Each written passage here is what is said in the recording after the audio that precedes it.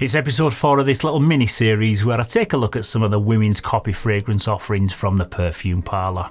I've got a whopping 11 bottle haul to go through with you today, which are all the extract sprays apart from just one, and I've tried to include a wide variety of scent profiles, so there's some fresh ones for the spring and the summer, as well as some more darker winter warmers with a bit more of an edge to them, so hopefully there's at least one or two that might intrigue you from this particular haul. So strap yourself in, make yourself comfortable, and let's find out what's good and what's not so good out of this latest shopping spree. Welcome to Mag's FRAGS.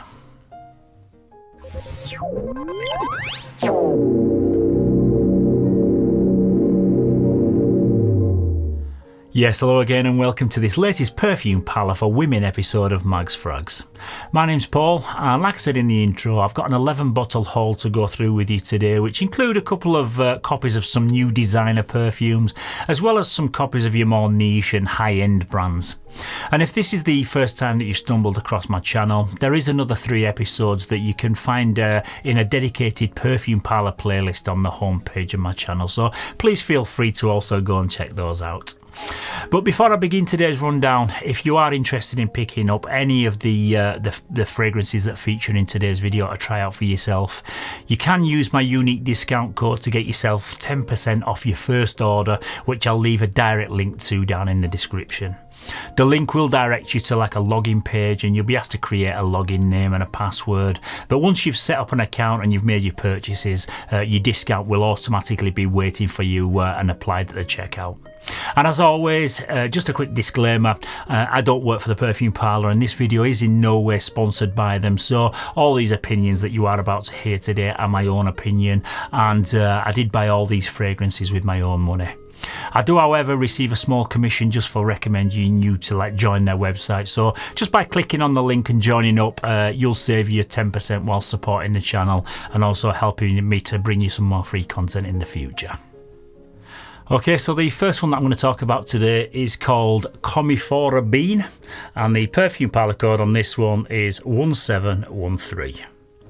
This is a copy of Myrrh and Tonka from Jo Malone, which came out in 2016, and it's classed as an amber fragrance for women and men, and it includes a top note of lavender, a heart note of myrrh, and base notes of tonka beans, almond and vanilla. Yeah, so this one opens up fairly sweet, but it's more of an ambery, resinous kind of sweetness rather than a sugary gourmand type.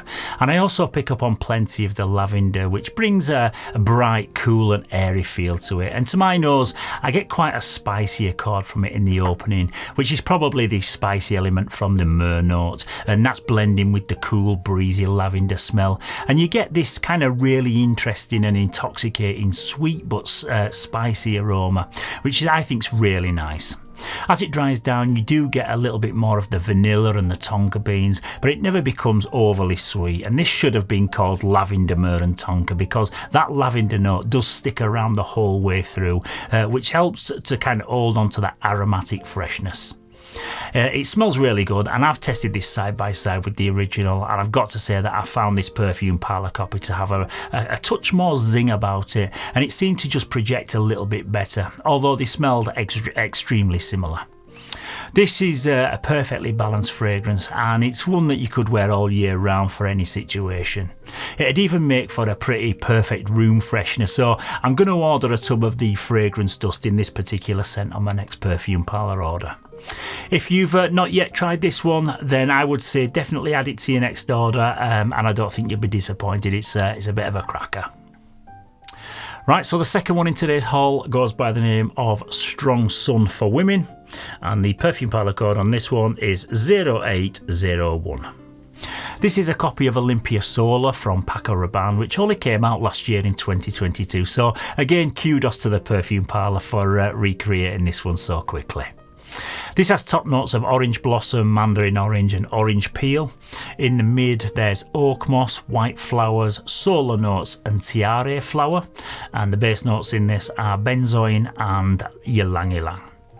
Yeah, so this one still has plenty of that original Olympea DNA running through it, and you still get plenty of the clean white florals and lots of sweetness, so it's kind of soapy smelling, but this is just a bit more tropical and summery than the original Olympea, with the addition of solar notes, which are a man-made synthetic chemical compound, and I've come across this accord in the original Paco Rabanne 1 million Parfum for men. It smells like when the sun's hitting your skin on a scorching hot day, and it gives off a smell that's quite difficult to describe. It's like a warm suntan lotion kind of smell, shall we say. I suppose if I described it as smelling like burning skin, I doubt you'll be rushing out to try this one, but that's kind of what it's trying to simulate. It opens with orange blossom, mandarin orange and orange peel, which on a paper tester strip smells super fresh and orangey, and the mandarin is really dominant, but weirdly on skin it's the white florals that dominate, and I don't get as much of that orangey fruitiness, which is a little bit of a shame, but it's still fairly fresh and clean on the whole. There's also the inclusion of tiare flower, which is a very pleasant note that produces a lovely tropical, creamy and slightly fruity smell, so this is pretty much like summertime in a bottle. It leans more towards the sweeter side than it does fresh, and it's probably better suited to younger women in their 20s or early 30s. But overall, it smells clean, soapy, slightly floral, with a hint of fruitiness, and again, I really like this one, and I'd say it's like a pretty safe blind buy for the warmer months of the year. The performance is decent, with a nice projection that people within a few feet of you will be able to smell, but it isn't going to be too overpowering or sickly. You can expect to get a good 6 to 7 hours of longevity out of it, and overall I would say this is a pretty solid pickup. Okay, so next up is one called Respectable For Women, and the Perfume Parlour code on this one is 0962. This is a copy of Honor Woman by Amouage, which came out in 2011, and the top notes in this are rhubarb, pepper and coriander. In the mid we've got tuberose, jasmine, gardenia, lily of the valley and carnation, and the base notes in this are frankincense, vetiver, apoponax, amber and leather. Yes, so I personally find this one to be one of the more challenging ones in today's haul, and it's dominated by white florals, mainly the note of tuberose, but there's also jasmine, gardenia and lily of the valley in the heart of the scent, which forms the spine of the perfume, and it's very clean and soapy smelling on the whole, with an airy springtime freshness about it. And I get a bit of a fabric softener type vibe from it, and to my nose it does smell very mature, and not one that I'd expect to smell on any women under the age of maybe 40. There's also notes like vetiver, frankincense and apoponax in the base, and these resinous notes blending with the white florals can give off a bit of an animalic muskiness that seems to just lurk in the background, that you don't notice all the time, but you'll just catch the odd waft of it from time to time, and some people, me included, can kind of find it a little bit funky and off-putting. The fragrance as a whole smells very nice though. 9 times out of 10 it's kind of not there, but it's just once in a while you might just get a waft of it, and it's kind of for me it's a bit unpleasant. It does smell expensive and sophisticated, and I'm yet to come across an Amouage fragrance in either a men's or a women's variant that isn't challenging in some way, so if you're looking for something a bit more left field and a bit more grown up and different, then you might want to give this one a try. This Perfume Parlour copy is extremely accurate to the original, and it's very long lasting, but in terms of smell it's an approach with caution in my opinion, and not one that I'm super keen on personally, if I'm totally honest. Okay, so next up is one called Lightning Stars, and the Perfume Parlour code on this one is 1540. This is a copy of Stellar Times by Louis Vuitton, which is an amber floral fragrance launched in 2021 with a top note of orange blossom, a heart note of amber, and then there's woody notes in the base. Okay, so this opens up very bright with a sharp, salty, aquatic kind of smell, and it's not what I expected from the notes whatsoever. I thought it was going to be a fairly sweet, soapy white floral kind of smell, with it only listing orange blossom and amber as the 2 main notes up top. But like I say, I'm getting more of an oceanic saltiness in the opening, which is actually quite sour and maybe even a touch medicinal. And I think the opening is where it's the most challenging, to be honest. But as it dries down, you do get more of the amber, which to my nose is more like a salty ambergris coming through, and you do get a touch of warmth, but it never becomes too sweet, and it remains quite resinous with like a musky animalic quality to it. The woody notes do come through quite late on, after about the hour mark, and they are soft, clean woodsy notes like sandalwood and cedar, and the latter part of the scent is actually really nice and pleasant. It's a strange but interesting aroma that I'd say is on the fresher side, and I've even given this a few full wearings myself, and it's classed as a unisex fragrance, and I do get like a beach holiday vibe from it, and I think it's one to wear on a warm sunny day rather than a cold, wet and windy day in the middle of winter in West Yorkshire like I've been doing with it, so perhaps not the ideal conditions to test drive this one. This one for me though does lean a bit more feminine than it does masculine, and in contrast to the previous one that I've just talked about, this one is very modern smelling, so will be suitable for women of any age to wear. It's one that I think will divide people right down the middle, but it is unique, and if you're in the market for an interesting spring and summer scent, then I would say maybe give this one a try. Okay, so the fifth one that I'm going to talk about today is called Chepstow, and the Perfume Parlour code on this one is 1069. This one is a copy of Sedbury from Parfums de Marly, and if you've watched my other Perfume Parlour videos, you'll know that I've already spoken about the Delina, the Oriana and the Meliora copies by Parfums de Marly, but Sedbury seems to just fly a little bit more under the radar, and it's maybe more of an acquired taste than the other three that I've just mentioned. This opens up with the top notes of bergamot, tangerine, lavender and clary sage. In the heart of the fragrance there's iris, jasmine and tuberose, and the base notes in this are patchouli, vetiver, ambergris, vanilla and benzoin. This opens up with a blend of citruses and white florals, with the most prominent note being the tuberose, which is supported by the jasmine, so it's in a similar ballpark to the Amouage on a woman copy that I've just spoken about earlier, but they don't smell the same and they go off in slightly different directions. This is a more modern smelling tuberose scent, which, don't get me wrong, still has a mature and sophisticated character, but it doesn't have that skanky animalic accord lurking in the background that the Amouage one has. This has fresh zesty citruses up top and a creamy sweet vanilla in the base, so you get a really well balanced expensive smelling perfume that's very classy. There's also a touch of powderiness from the iris and some earthy patchouli and vetiver in the base, so there's lots of layers of complexity to it, and you will pick up on different elements each time you go in for a different sniff. It's one that I find gets better the more it develops and the more that you wear it, and it does change over time, and the dry down is very sensual and sexy smelling.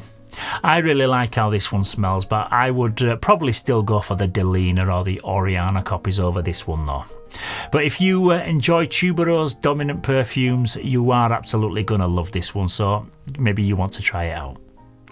Okay, so this next one has only very recently become available to order from the Perfume Parlour, and it goes by the name of Night Lady, and the Perfume Parlour code on this one is 0501. This is a copy of Good Girl Midnight by Carolina Herrera, which in itself is a brand new release and only came out in 2022. The top notes in this one are almond and pink pepper. In the mid we've got tuberose and orange blossom, and then in the base there's patchouli, vanilla and tonka beans. Yeah, so the reason why this is so interesting for me is because it ventures away from the original Good Girl scent DNA, and it's much sweeter, much stronger and has way more depth. Even though there's white florals listed in the heart, to my nose they're barely noticeable, and pretty much instantly it's the nutty almond that you're going to pick up on right away, and this is supported by the vanilla and the tonka beans in the base, and it's just got lots of creamy, smooth but slightly ambery sweetness.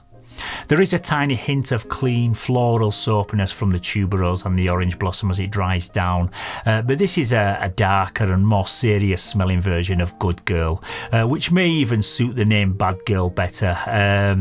It's definitely got a nighttime glamorous feel about it, which makes me think of a woman with a bit of sass wearing a sparkly black dress at like a red carpet event. It's very playful and sexy, and I really like how this one smells, albeit a tiny bit synthetic smelling. The performance is decent enough and you'll get 4 to 5 hours of longevity out of it with a moderate projection, but it's one that you might want to top up halfway through the night because it does start to sit a little bit closer to the skin after like the couple hour mark.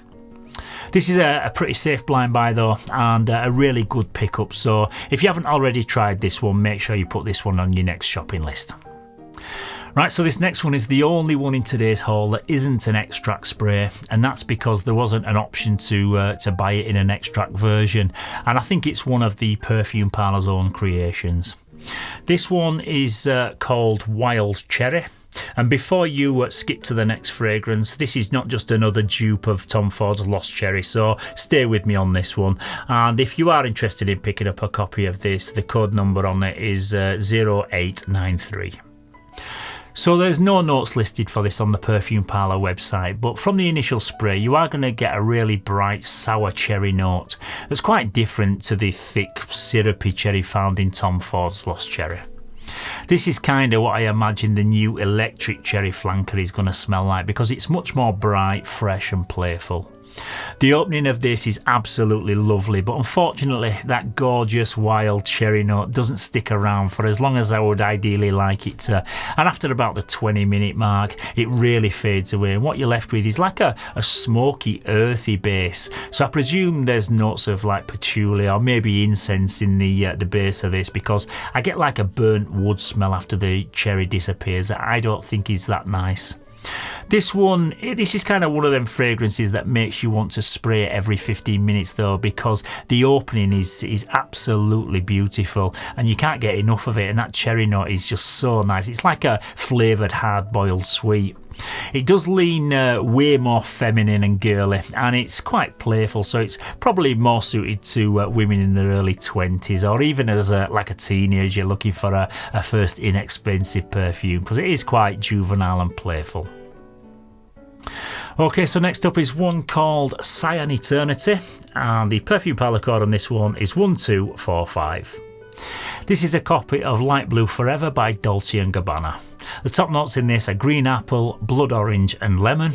In the mid we've got white flowers and orange blossom, and the base notes in this are cashmere, cedar and white musk.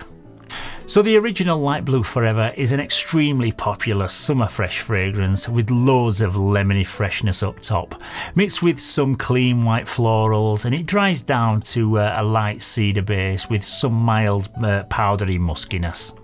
But for the most part, it's super refreshing and uplifting with a cooling effect on a hot summer's day.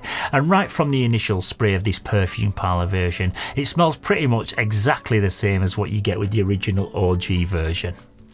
It sometimes gets compared to Tom Ford's Neroli Portofino, which I can see why, because you do get quite a bit of clean soapiness from it the further you get into the dry down. But in my opinion, this is more citrusy, which will inevitably get compared to like some cleaning products the minute someone smells the faintest hint of lemon. But I think it smells really nice, and the blood orange and the green apple adds that little bit of extra juicy fruitiness. It's the absolute perfect perfume to throw in your suitcase for your next summer holiday, because it does give off really nice, happy, summery vibes. And in my opinion, it's more of a casual daytime spray and go type scent, rather than one that you'd wear dressed up for a night out. The performance is decent enough for a freshie, and you'll get 4 to 5 hours out of this Perfume Parlour version with a nice moderate projection. This is a pretty safe blind buy, and now I'd say is the perfect time to pick up your summer perfumes, because you can leave them on a shelf to macerate for a couple of months and they'll be good to go for when you're next heading off on your next summer holiday. So what you waiting for, ladies? Pick this one up and give it a go. Okay, so just 3 more to go, and this next one goes by the name of Flawless, and the Perfume Parlour code on this one is 0168.